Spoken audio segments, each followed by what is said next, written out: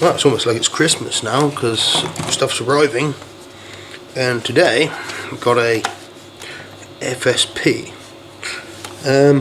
What is it? A 850 or 480 watt UPS, uninterruptible power supply. Now I got this today. I got it off eBay.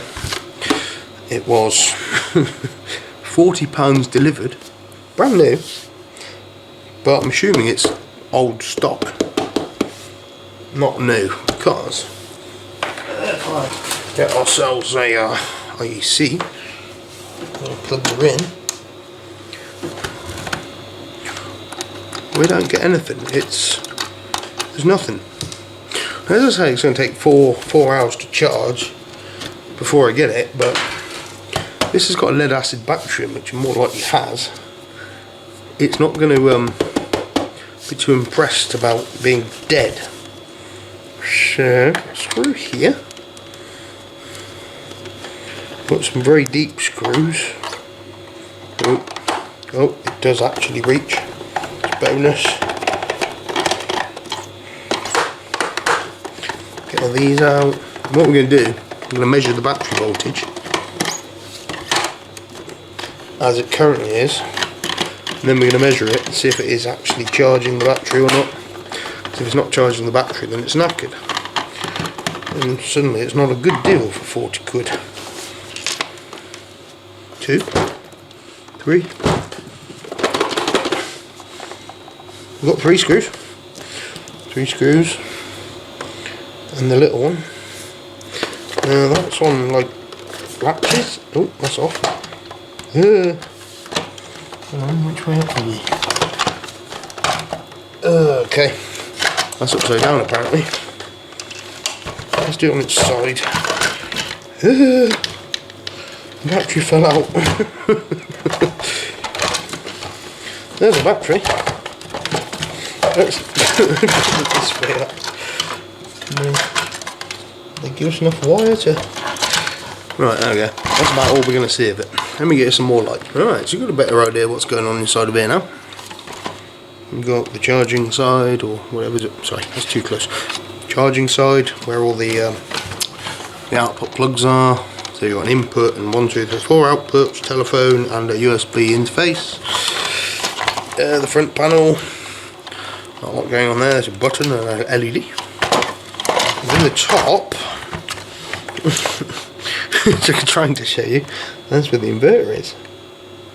Also might be where the charger is, but yeah, the charger's got to be on there as well, because the power leads come off the transformer and head straight to the board. So our first bit that we're interested in really is what is this high quality battery they've supplied and what is the current voltage.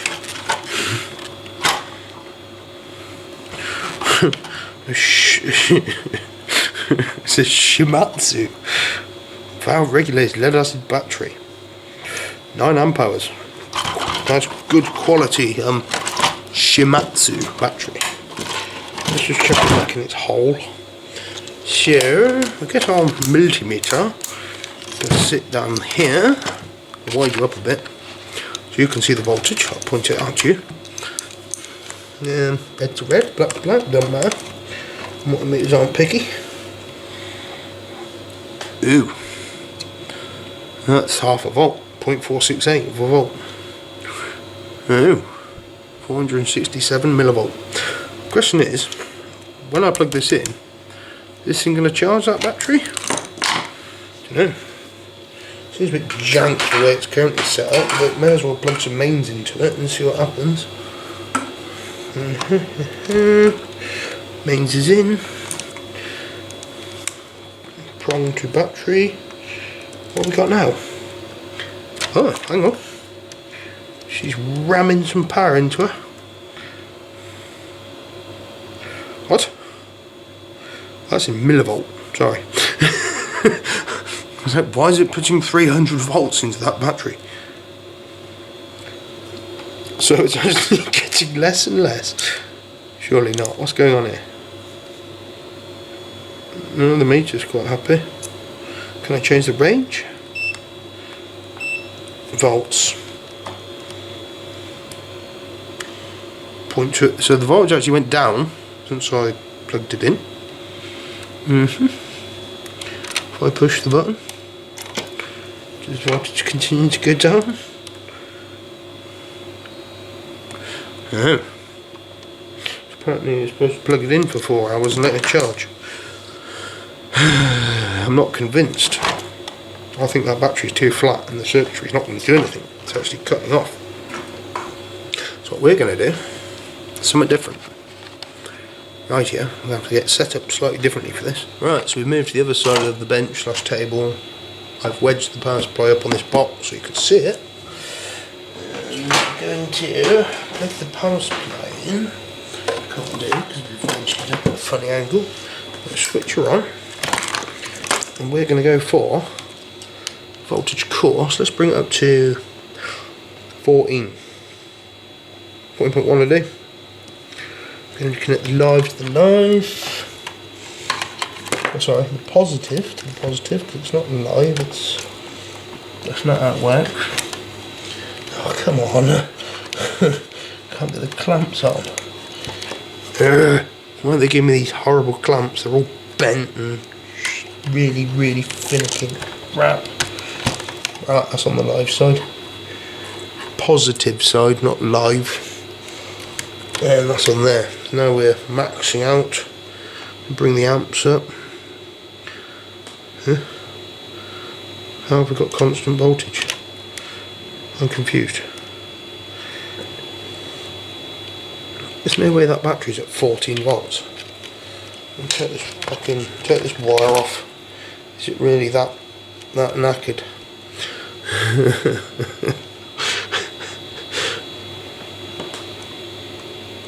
Battery's toast. So it's come with a flat battery. Not only is it flat, there's nothing in it. So I'm ramming 13.8 volts into it. Bring another meter in now, hopefully you can see that. Don't tell me the battery voltage is way up there. Oh well. Let's just auto range it, sorry. Try again. Can you see that? Yeah. Yeah. The battery's now at 13.8 volts. So the battery's completely toast.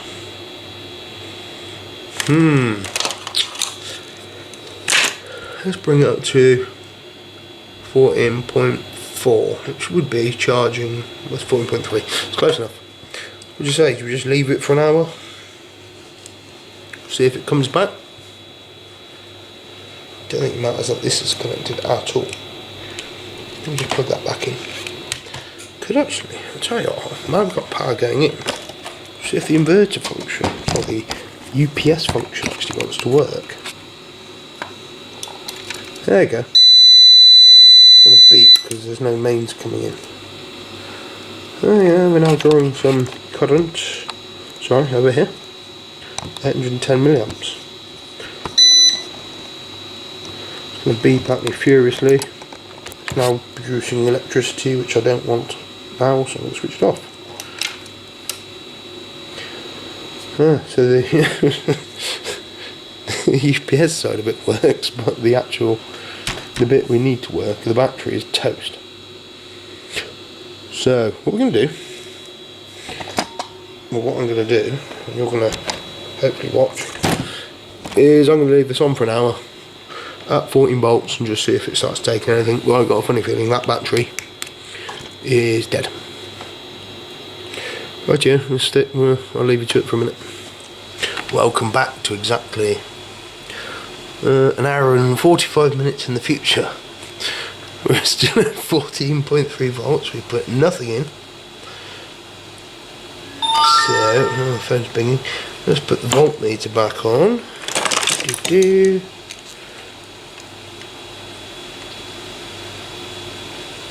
8 volts, 7 volts.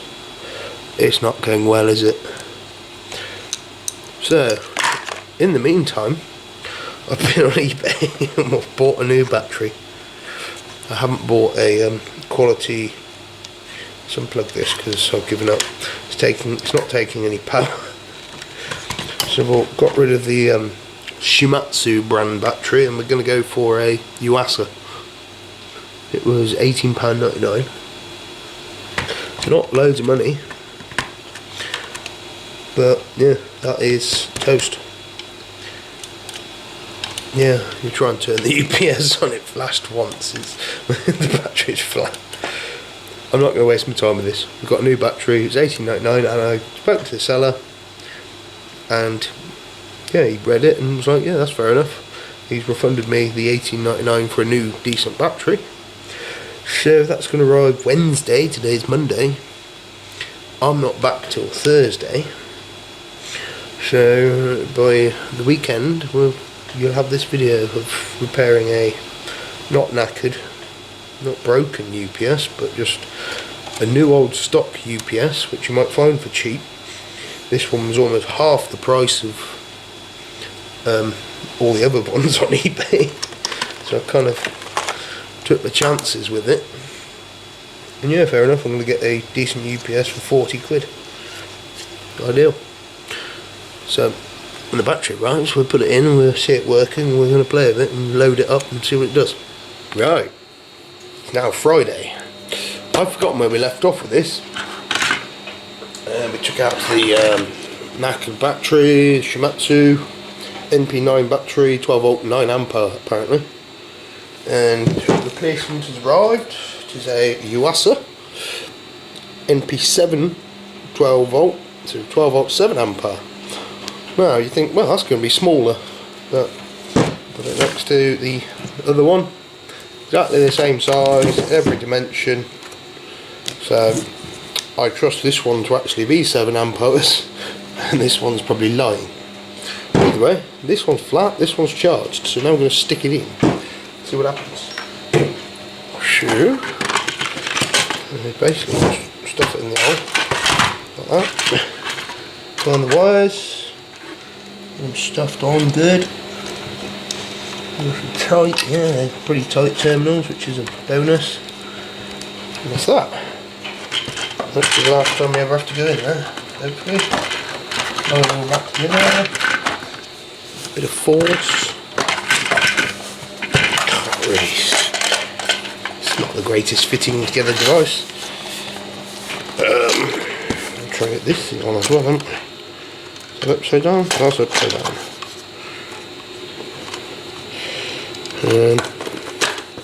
Something like that. Imagine that end's got a this end's got to slot in like that. Then it should all just click together. The front end came out again. I wonder if I can get the screws into the body first. Just get a couple of these in. Oh, actually all the way to this bottom. One. She's away. Let's put all the screws in, haven't we? Just going to put 2 in, but don't think we need to open it again. But if I put all 4 screws in, I'll definitely have to open it again. It just seems to be the way of the world. I'm pretty sure it's this one.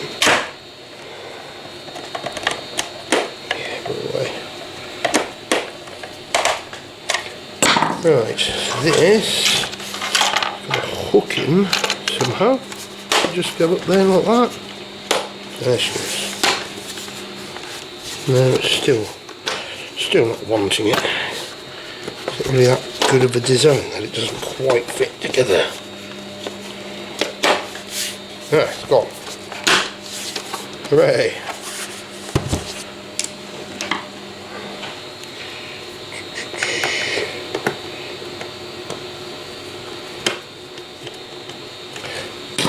Right here, so now it should work. What we're going to do first, we're going to get the meter on HTE. You can see it. Probe in the sockets. You see that? Right, we're going to switch it on. Loud beeping noises. 178 volts. Kinda would have thought it'd be a bit closer to 240, but it's okay. I wonder, I expect the computer will probably run on it fine. Oh, we're at 180. 170, 180. Okay. Right, we need to put some load on it. Just give me a couple of minutes. Right, so I thought I'd just plug in the mains into the back of it first. So now we're at 240 volts. So we've got the mains plugged in at the rear. Keep the pins in the hole. 239 volts. I'm going to come around this side, try and keep these in for you. Why is everything going to be hard work? So 240.9. I can get everything to stay put. I'm going to now unplug the power. 170, so it drops straight down. Might be that the battery's not fully charged. Right, let's put some load on it. Ka-chunk. There's a relay that clicks inside whenever I don't know, maybe it runs off the mains and backs up to 100. I don't know. Would it be a what do they call them? Is it a grid tie type thing, so it gets in phase? Not exactly grid tie, but yeah. Let's find something to load it up with. Right. So now we've got a aggressive-ish load connected to it, a fan, and I'm going to pull power. Now the fan keeps running. The voltage starts. Oh no, she's dropping quite a bit. Now what's quite interesting is the noise coming from the fan now sounds like square wave. You'd hope it would have been sine wave. Power back on. And back to quiet. Not so sure that this is the most quality product I've ever bought. But if my computer doesn't have a fit when I plug it in, then we're doing pretty well. So what I need to do now is find a bigger load for it. You hear it buzzing? I'll tell you what, you should move the fan closer. That's a great idea. Oh god, it's buzzing. Let's turn this off. Okay.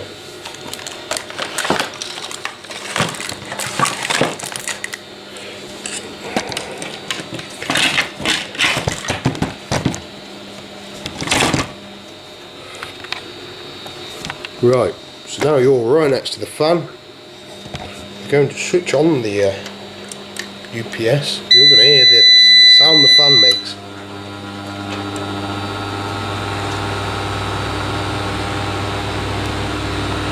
And probably amplify the buzzing through via a screwdriver. That make it any louder? Okay, you can hear the buzzing. I'm going to plug in the mains.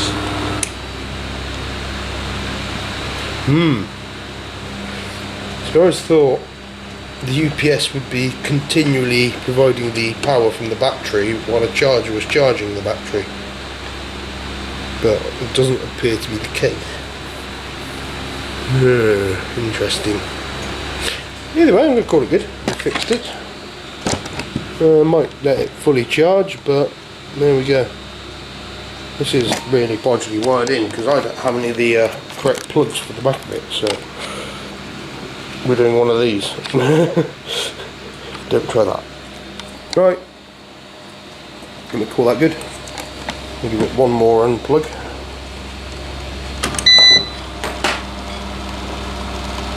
The fan's sounding raunchy. Maybe try one more load. Right, so I plugged a light in. I'm struggling to find things to plug in. So I'm going to completely overdo it.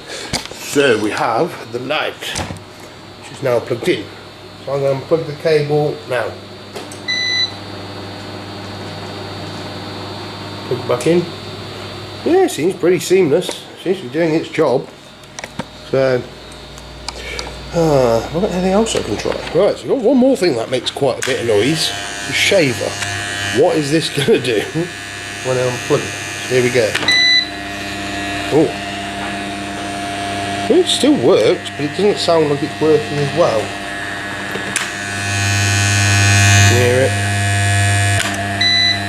Yeah. It's not as clean as a sound wave, I can tell you now. Sine wave, even.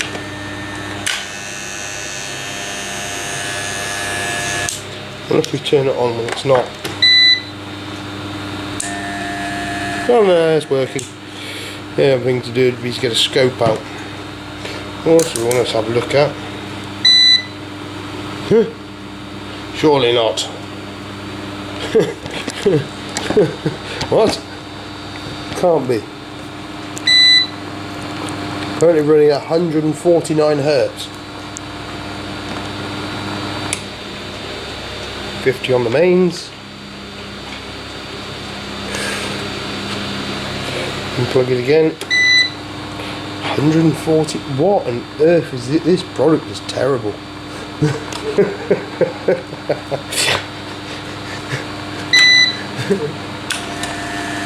Doesn't make any difference to it. What if we take all the loads off? No, it seems quite happily sat at 149 hertz from its built-in inverter. If you didn't know, in the UK it's supposed to be 50 hertz. So put the mains back in, click over, bang on. See, the power grid's doing well to keep the hertz correct. No wonder everything sounds a bit odd. So, I don't know if there's any adjustment or anything in it, I doubt it. It does say 50 to 60 hertz output on the sticker, but yeah, 149 hertz. It's might be one of these products you avoid. It's a lovely FSP brand power supply. Right, I might open it up and see what else we can mess with, see if there's any adjustment, because it shouldn't be putting out 149 hertz. Right, one moment. Right, it's back open. There's not a single trim pot to be found anywhere on this board. Had a good look through. Yeah, there doesn't appear to be anything that I could possibly adjust to sort it out. The only other option I've got, an odd one, it came with a CD. And it's got a USB connector. Do you reckon there's anything in the software to set it up? Doubt it. I very much doubt it. No, no failure. I shall see what the software can do. Right, so despite this having been quite a cheap scope, we've actually got some quite good software here. It tells us the output voltage, frequency and the load level. Power flow at the moment, the input's at 233.1, could well be, and it's currently going through the bypass to the output. Right, so we're back. So it's telling us input voltage is 237.6, frequency 49.9. Now we're going to have a power failure. See what happens. Is it going to change for us? Ah, there you go. So now it's coming from the battery. 99%. It's going to the output. It says it's at 230 volts, 50.1 hertz. Now the reason there may have been an issue before is because I was using my multimeter's not that great, so what I might do is go get the fluke out and we'll try that. So yeah, it does actually reckon it's outputting 50.1 hertz. So, maybe it was actually working alright. Nice, we've got battery capacity, yeah, it's not fully charged yet. Input voltage, output voltage, does give you the output frequency, the load level, the battery voltage, which is dropping because obviously it's doing stuff at the moment. But no, I thought this was quite a might have been a bit of a cheap UPS, but it's actually made by FSP or FP and seems to be quite a good bit of kit. So now what we can do is we can load it up again. Right, just widen the fan on, full power, spinning, it's going. Output frequency still pinned at 50.1 hertz. The load level is 3%. Yeah, 3% load off that. Obviously it reckons it's good for 400 odd 480 watts, I think this one. Alright, so we'll start the main supply back on. Should see it click back over. There we go, and it's back to normal. It's back to charging. Yeah. So the old FSP cheap UPS that I got for very cheap might actually be quite a good bit of kit. I've got no hesitation now to try and put it into service running the computer. See how it goes, see if it can handle it. Let's do that. Right, now we're going to go for our first real test. The actual computer is plugged in and running through the UPS now. Let's see what happens. I'm going to switch off the power, or is the computer going to die? Oh, had a slight glitch. But I went over to battery mode. Battery's down to 11.4, 95%. It's beeping at us. The load level's actually increased. It's quite strange. Yeah, it's working. Things on, and it's back to normal. So yeah, good buy. I'd say that's a good investment. Thanks for watching.